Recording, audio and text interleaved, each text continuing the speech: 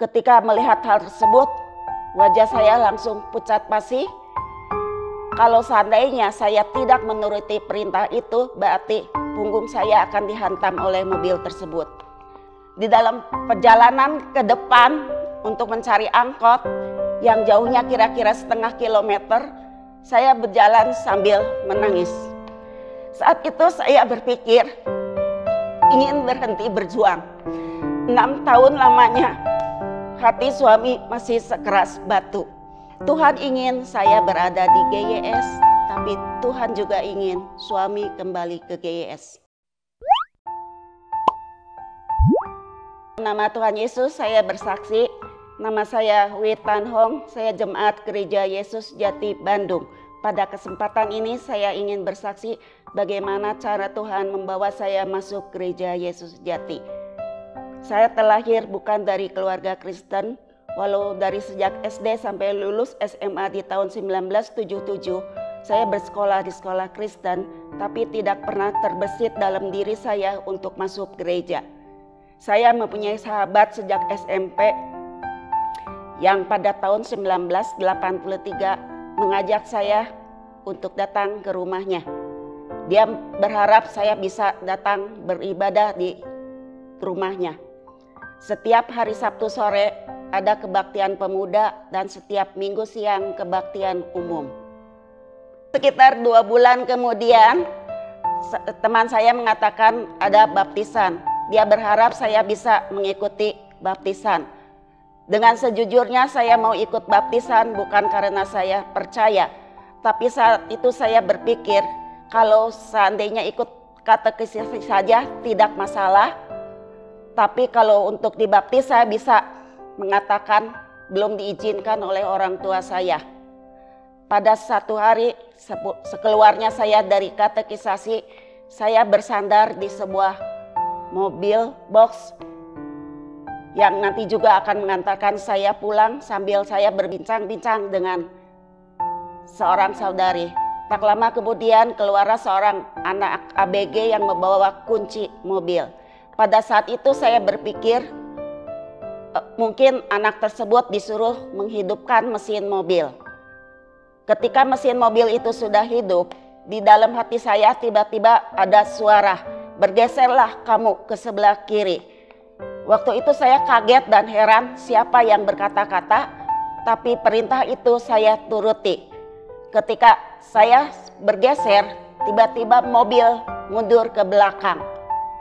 Ketika melihat hal tersebut, wajah saya langsung pucat pasi. Kalau seandainya saya tidak menuruti perintah itu, berarti punggung saya akan dihantam oleh mobil tersebut. Pada malam harinya, saya berdoa sambil menangis.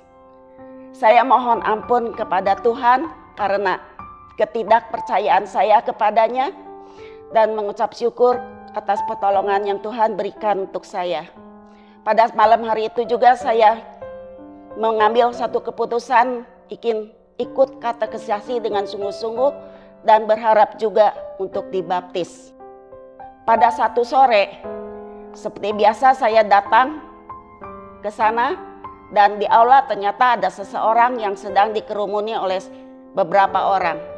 Saya kemudian menuju ke sana dan ketika saya ada di sana, orang tersebut sedang mengatakan bahwa di gerejanya tidak ada hari Natal maupun hari Paskah. Saat itu tanpa sadar saya langsung nyeletuk. "Kok gereja kamu aneh ya, tidak ada perayaan Natal dan Paskah?" Ketika saya ingin bertanya nama gerejanya apa, ketua pemuda menyuruh kami bubar karena kebaktian akan segera dimulai. Ini adalah tanda pertama tentang Gereja Yesus Sejati. Pada satu malam sepulangnya saya dari katekisasi dan ketika saya sedang tidur, saya mengalami penglihatan dalam mimpi. Pada saat itu saya merasa ada di dalam satu ruangan seperti di dalam kelas dan semua sedang duduk dengan rapi. Tapi ketika saya menengok ke samping, saya merasa tempat ini bukanlah ruangan kelas karena bagian bawahnya susunan papan-papan dan bagian atasnya kawat-kawat yang berlubang-lubang. Pada saat itu tiba-tiba banyak orang berbaris dan menuju keluar. Padahal pada tempat itu sebenarnya tidak ada daun pintunya. Ketika semua orang sedang keluar, saya sangat heran. Kenapa mereka pada keluar? Padahal di luar ruangan itu gelap gulita, tidak ada satu titik cahaya pun juga. Pada saat itu saya kemudian menengok ke belakang.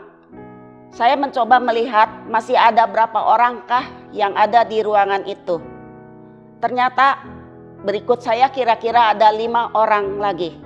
Tapi yang membuat saya heran adalah baju mereka menjadi putih bersih dan mengeluarkan cahaya.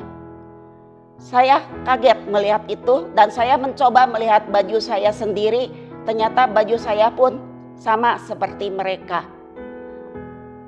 Di saat saya masih terheran-heran, di depan saya tahu-tahu ada seorang perempuan di mana dia memegang buku di tangan kirinya. Orang tersebut tidak punya ekspresi sama sekali sehingga membuat saya heran. Siapa sih orang ini karena saya tidak mengenalnya sama sekali. Tiba-tiba perempuan tersebut berkata, "Bacalah Yohanes 13 ayat 5-7 sampai 2 kali." Langsung saya terbangun.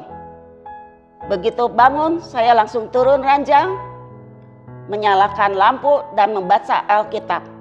Ketika saya baca Alkitab, ternyata kitab Yohanes ini menceritakan tentang basuh kaki. Langsung saya bingung, apa ada hubungan basuh kaki dengan baptisan? Karena sampai akhir dari katekisasi ternyata pendeta tidak pernah membahas masalah baptisan ini, sehingga membuat saya mengabaikan masalah basuh kaki ini. Tapi saya lebih tertarik kepada ayat 7 yang berbunyi, "Apa yang kuperbuat engkau tidak tahu sekarang, tapi engkau akan mengertinya kelak."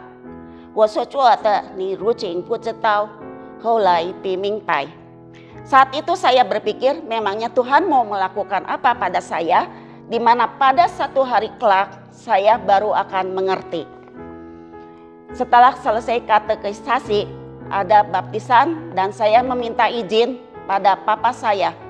Papa saya langsung memberikan izin sambil berkata, "Apa yang sudah kamu pegang tidak boleh kamu lepaskan sampai akhir." Dan saya menjalani baptisan di bulan Juli 1983 dengan cara dipercik. Pada tahun 1984, cici saya yang berada di Jakarta mengajak saya bekerja. Saya langsung berangkat ke Jakarta. Dan di sana ternyata saudara sepupu saya sudah ada di tempat pekerjaan itu. Kemudian saya meminta tolong saudara sepupu saya untuk mencarikan gereja yang bisa ada bahasa Mandarinnya. 2 hari kemudian saudara sepupu saya memberikan jawaban bahwa ada temannya yang berkebaktian di Krekot dan satu lagi ada gereja yang letaknya seberang gereja Ayam. Tapi tidak tahu nama gerejanya apa, dan kalau kebaktiannya kalau tidak salah pukul 15 atau pukul 16 di hari Sabtu. Ketika saya mendengar kata hari Sabtu, langsung saya tolak karena saya pikir saya tidak mungkin bisa ke Bandung kalau kebaktiannya di hari Sabtu. Akhirnya saya memilih gereja temannya. Ketika ada pegawai baru di tempat pekerjaan saya, dia mengajak saya untuk berkebaktian di Jalan Kemurnian yang ternyata ada cabangnya juga di kota Bandung. Pada tahun 1986, saya kembali ke kota Bandung karena mendapat pekerjaan di Bandung dan saya berhenti bekerja di bulan Juli 1989. Selama di Bandung saya tidak berkebaktian di gereja saya di mana saya dibaptis, tapi saya berkebaktian di gereja yang ada cabangnya di Bandung. Pada satu hari Minggu, ketika saya baru pulang dari gereja, saya sedang beristirahat di atas. tiba-tiba koko saya memanggil saya untuk turun. Koko saya mengatakan agar saya bersama mama saya mau pergi ke tempat pengobatan alternatif. Sesampainya saya di sana, saya dan mama langsung mencari tempat duduk. Ketika sudah duduk, saya berhadapan dengan seorang tante-tante dan kami sedikit berbasa-basi.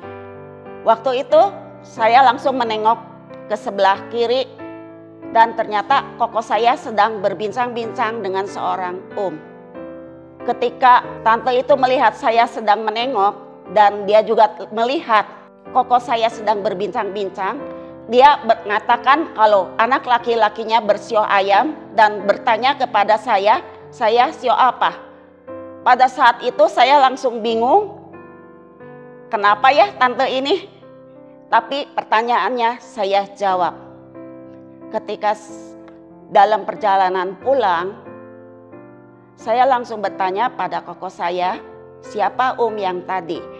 Kemudian koko saya mengatakan bahwa mereka adalah kenalan lama, sering bertemu di kereta api kalau berangkat ke Jakarta.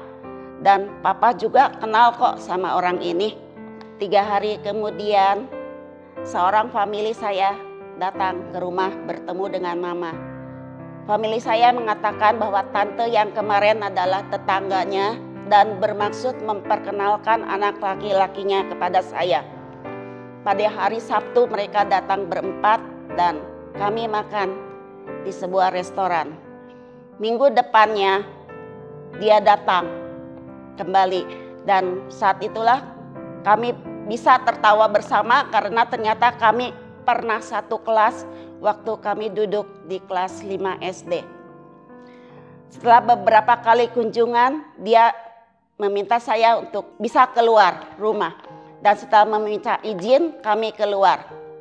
Di dalam perjalanan, tiba-tiba ia membelokkan mobilnya ke jalan Pungkur. Dan kemudian menghentikan mobilnya. Setelah berhenti, dia mengatakan bahwa keluarganya berkebaktian di tempat ini sambil tangannya menunjuk ke atas. Saya ikut melihat ke atas dan terbaca oleh saya Gereja Yesus Sejati. Pada saat itu langsung saya bertanya, kapan kebaktiannya? Dia mengatakan kalau dulu hari Sabtu kebaktiannya jam 14. Langsung saya protes, kenapa ada kata dulunya? Kemudian dia mengatakan bahwa sejak tahun 1983 dia tidak pernah lagi datang ke gereja. Malam harinya saya merenung, kok ada peristiwa yang bisa kebetulan seperti ini. Pada tahun 1983 dia meninggalkan gereja. Pada tahun yang sama justru saya baru masuk gereja. Belum lagi dia mengatakan kalau sebetulnya setiap hari Minggu dia yang mengantar mamahnya ke pengobatan alternatif. Tapi pada saat itu dia tidak bisa sehingga papahnya yang mengantar. Koko saya tidak mengenal mamahnya. Jadi bagaimana mungkin beliau bisa tahu kalau salah satu tetangganya adalah famili kami. Akhirnya saya berpikir apakah ini rencana dari Tuhan. Sabtu depannya tanpa sepengetahuannya saya datang ke Pungkur. Ketika sampai di depan aula, saya kaget ketika melihat seseorang berpakaian hitam dan memakai kerudung. Saat itu tanpa sadar saya melangkah mundur. Waktu itu saya juga langsung melihat ke samping karena tadi sekilas melihat jadwal kebaktian. Ketika saya melihat ternyata memang ini gerejanya sehingga saya tetap akhirnya masuk ke dalam aula. Ketika di dalam aula, saya ditemani oleh seorang saudari sampai selesai kebaktian. Selesai kebaktian, orang tuanya kaget melihat saya ada di sana. Jadi hampir setiap Sabtu saya datang ke GYS Pungkur, tapi setiap minggu saya masih tetap berkebaktian di gereja saya karena pada saat itu saya ada pelayanan sebagai guru sekolah minggu. pada bulan April kalau tidak salah tahun 1990, hari Rabu malam dia menelpon ke rumah, katanya disuruh mamahnya untuk mengajak saya KKR besok malam dan dia akan menjemput saya. Besok malamnya dia memang menjemput saya dan saya kebaktian di Pungkur. Selesai khotbah, pendeta menjelaskan tentang masalah Roh Kudus. Kemudian dia menyuruh saya untuk maju ke depan. Dan saya langsung ke depan dan berlutut seperti yang lainnya. Ketika saya baru saja mengatakan "da", lidah saya langsung berputar, tapi saya malah ketakutan. Saya ingin menutup mulut saya, tapi tidak bisa. Selesai doa, pendeta menghampiri saya dan mengatakan kemungkinan saya mendapatkan Roh Kudus dan meminta saya untuk bisa datang lagi besok malam. Di dalam perjalanan pulang, saya bertanya, apakah kamu juga sudah dapat Roh Kudus? Ketika dia mengatakan belum, saya langsung protes. Kenapa tadi menyuruh saya ke depan sedang kamu tidak ke depan? Dia tidak menggubris protes saya, tapi malah bertanya apa kata pendeta. Ketika saya menjelaskan apa yang dikatakan pendeta, dia mengatakan dia akan menjemput saya lagi besok malam. Dan besok malamnya ketika selesai berdoa, pendeta memang mengatakan kepada saya bahwa saya mendapatkan Roh Kudus. Pada 16 Juni 1990, saya menjalani baptisan ulang di Gereja Yesus Sejati. Baptisan yang sangat berbeda sekali dengan apa yang pernah saya jalani di baptisan tahun 1983.